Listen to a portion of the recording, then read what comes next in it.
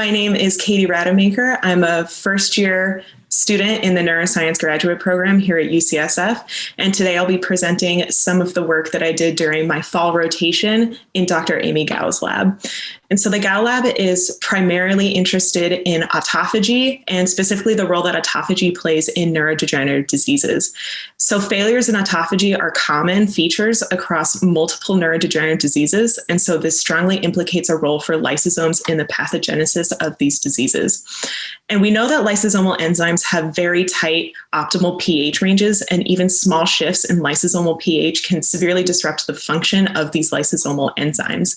And so we're thinking that progranulin might be modulating lysosomal pH. And so progranulin is a cysteine-rich lysosomal protein that can be cleaved into individual granulins. And we know that progranulin haploinsufficiency has been linked to a behavioral variant of FTLD. And so the current hypothesis of the lab is that there is an imbalance between full-length progranulin and individual granulins in the case of progranulin haploinsufficiency. And this imbalance between full-length progranulin and individual granulins is altering lysosomal pH, resulting in neurodegeneration. And so some previous work by Mac Welch, who is a current graduate student in the lab, showed that altering progranulin dosage in SHSY5Y cells altered lysosomal pH in these cell lines. And so my rotation project specifically was in trying to validate some of his results. The way that I measured lysosomal pH in these cell lines was using a dual fluorescent lysosomal pH sensor called FIRE-pHLy that was developed by the lab. And FIRE-pHLy gives us a relative measure of lysosomal pH.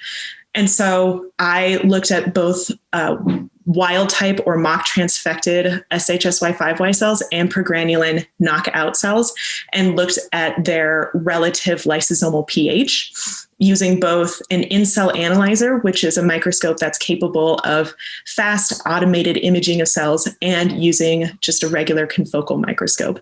And so what I found with the in-cell analyzer was a similar shift in lysosomal pH that Mac saw in his cells. So I found that progranulin knockout cell lines are alkalinized compared to mock transfected cells.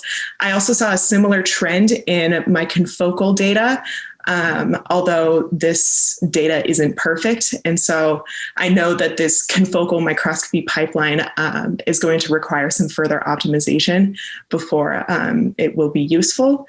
But this was a successful rotation. I learned a lot about cell culture, and even in the midst of the COVID-19 pandemic, I learned a lot.